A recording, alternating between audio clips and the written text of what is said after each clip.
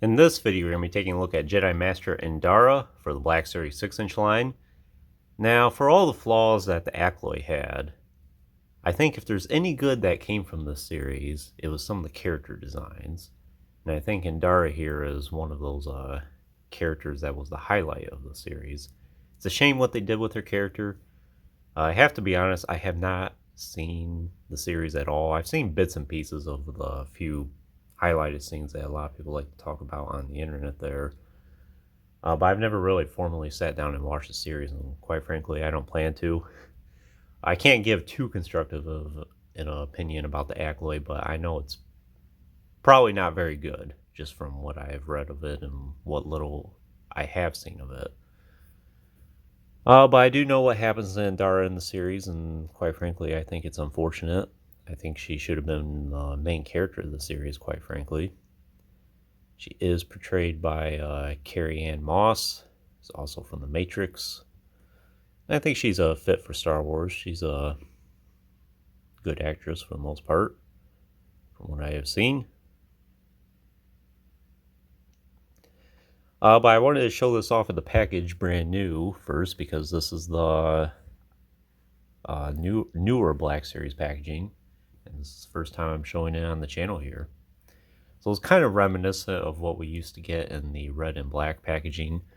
I would assume Acolyte here is just with the red logo, but it's kind of a combination of what we have been the last couple of years and then the red and black packaging.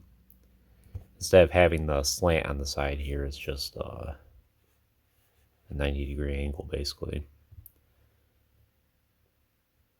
We have a nice image of Indara there.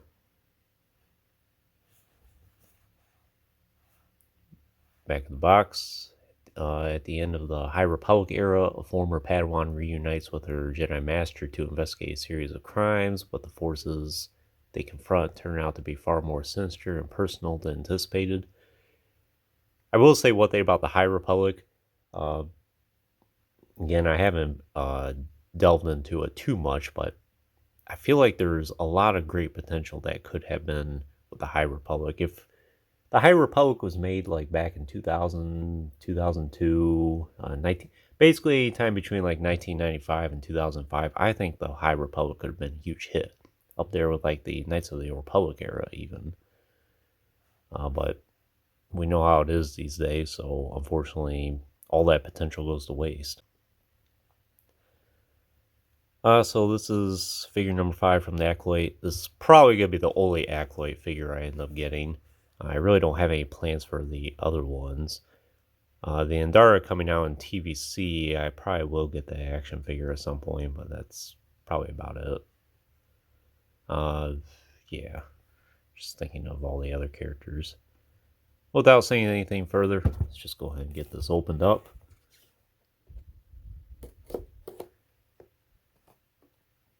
Did get this in the mail recently. Only paid about retail price for it.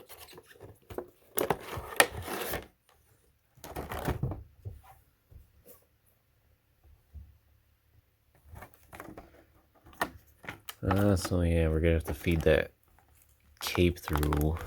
Well, thankfully there's a large enough gap there.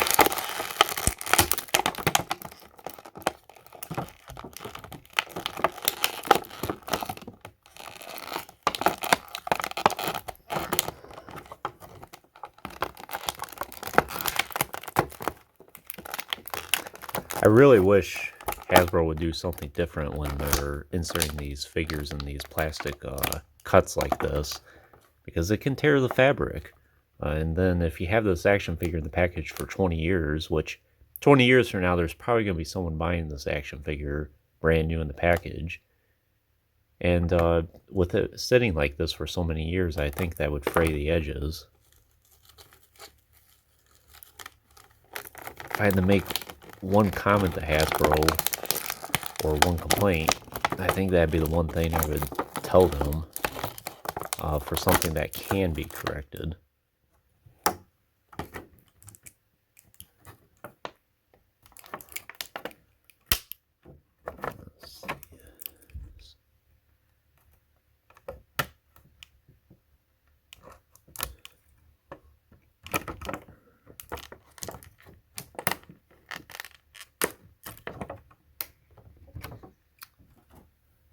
right.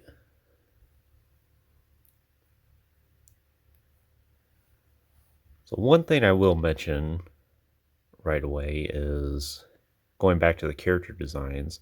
I really like the look of the Jedi tunics in the High Republic era here, because I think it's an appropriate evolution to what we eventually see in the prequel era. I think the High Republic is about 100 years before the prequels, and I will bring out some of the prequel Jedi here in a little bit, and we'll do some comparisons. But I could see this being the evolution of the Jedi tunic. Obviously, styles change over time, and I think this is an appropriate style evolution. So I do think that's one thing they got right.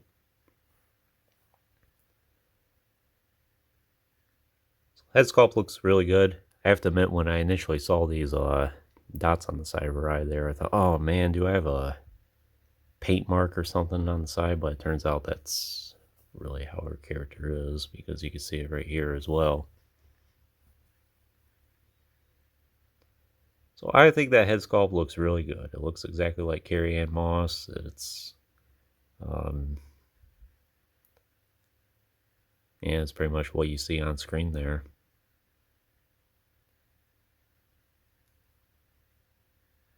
Hair sculpt looks good.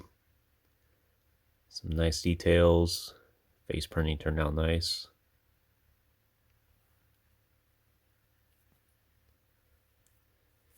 The robes here are a lot different than what we're used to getting with most of the Jedi robes. The cut of it, especially, is different.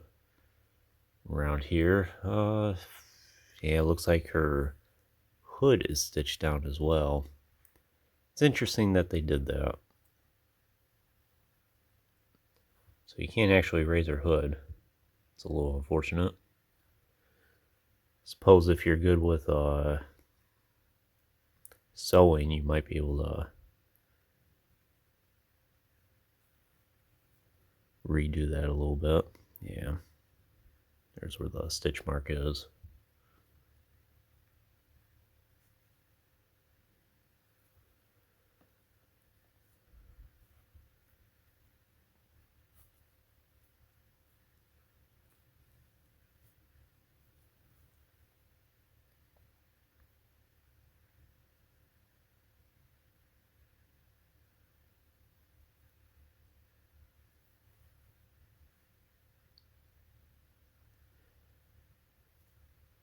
Now, I'm pretty sure this is an entirely new sculpt as well.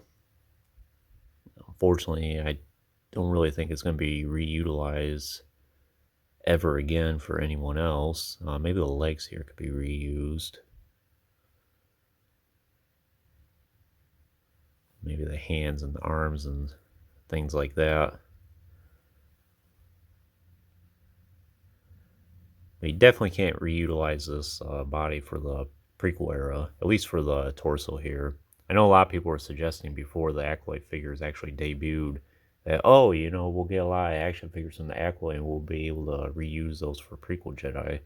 I don't think that's going to work because of the tunic differences here.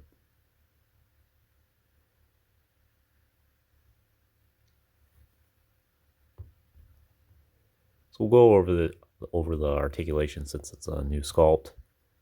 And it looks like it's the ball point at the head there. It's a pretty good range of motion so far. Most of the poses you're going to want her in. Yeah, it looks like a hinge at the shoulder there. Can't really tell if that's a butterfly joint or not. Yeah, it has a little bit. Hinge elbow, which goes about 90 degrees, maybe a little past. And hinge wrist. But it has a little bit of beveled end at the sleeve there. So it is a little bit restrictive.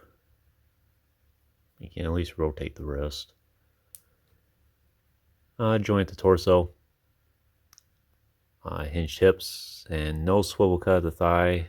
A lot of that's gone away in the last several months. Then hinged knees and rocker ankles.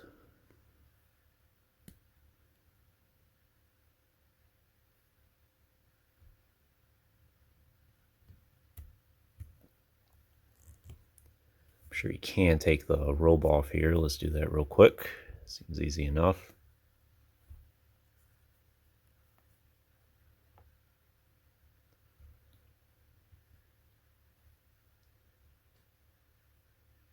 Looks pretty good.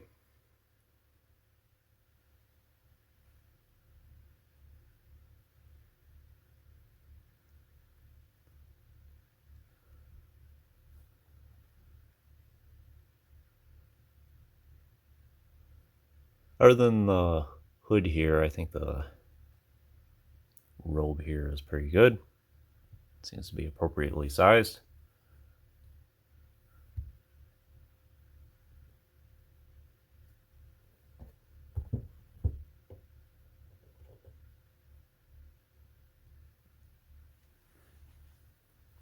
And for her one accessory here, the lightsaber, which does appear to be an entirely new sculpt. Nice green blade. And she does have a peg here. See if she can actually put it on her belt.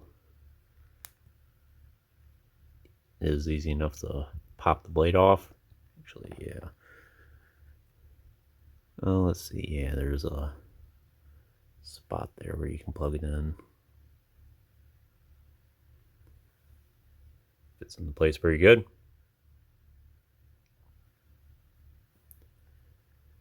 Well, probably more often than not, I'll have her in kind of a battle pose.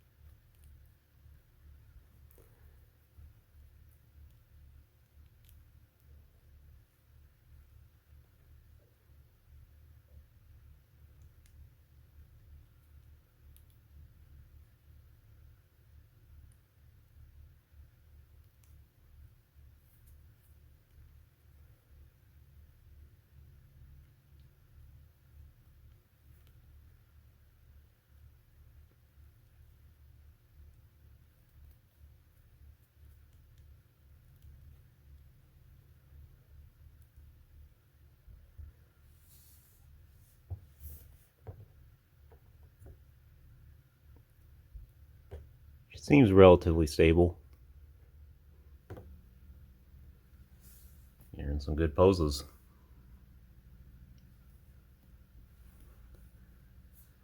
And I did mention I was going to bring out a few of the prequel Jedi here.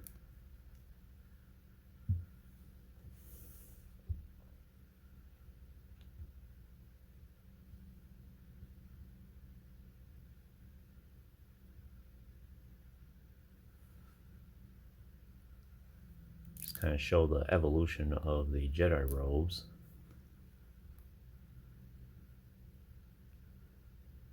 She is alongside Anakin.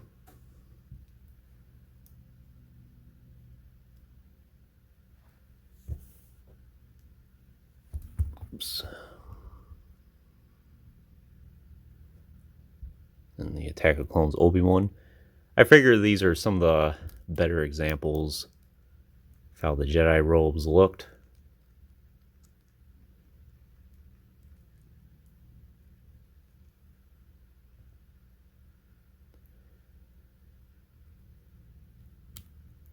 Yeah, you can kind of see the evolution of it.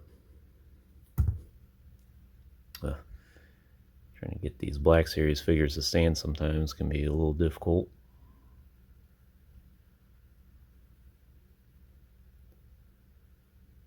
Yeah, kind of give you an idea what I mean. I could definitely see the evolution of that over 100 years. You go from tunics like this to this.